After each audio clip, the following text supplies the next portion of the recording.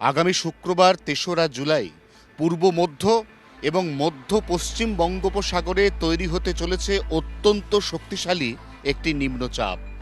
এই নিম্নচাপ পরবর্তী ৪৮ ঘন্টায় সমুদ্রপৃষ্ঠে জলীয় বাষ্প অর্থাৎ শক্তি সঞ্চয় করবে।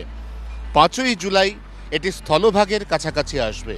এখনো পর্যন্ত উপগ্রহ চিত্রে যা প্রকাশ তাতে এটি পশ্চিমবঙ্গ এবং বাংলাদেশ লাগোয়া সুন্দরবন এলাকায় স্থলভাগের সবথেকে কাছাকাছি আসবে। এর হাত ধরে শনিবার থেকে দক্ষিণবঙ্গে বাড়তে শুরু করবে বৃষ্টি। কোনো কোনো জেলাতে, বিশেষ করে উপকূলের জেলাতে শুক্রবার রাত থেকেই বৃষ্টি শুরু হয়ে যাওয়ার প্রভূত সম্ভাবনা।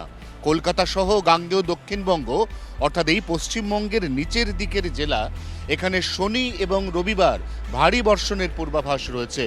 উপকূলের জেলা অর্থাৎ দক্ষিণ ২৪ পরগনা, পূর্ব মেদিনীপুর, পশ্চিম মেদিনীপুর এই জেলাগুলিতে কোনো কোনো অংশে দিনের কোনো কোনো সময় অতি ভারী বৃষ্টির লাল সতর্কতা জারি হতে চলেছে, এমনই পূর্বাভাস আলিপুর আবহাওয়া দপ্তরের।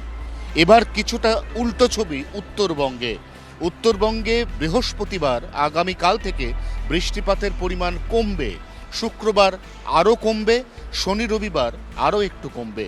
অর্থাৎ দুর্যোগপূর্ণ পরিস্থিতির হাত থেকে চলতি উইকেন্ডে উত্তরবঙ্গ মুক্তি পেতে পারে এমন উজ্জ্বল সম্ভাবনা রয়েছে। অন্যদিকে দক্ষিণবঙ্গে দুর্যোগ ধেয়ে আসতে পারে এমন আশঙ্কাও উড়িয়ে দেওয়া যাচ্ছে না। ২৪ ঘন্টার জন্য ক্যামেরায় নবীনের সঙ্গে অয়ন, কলকাতা।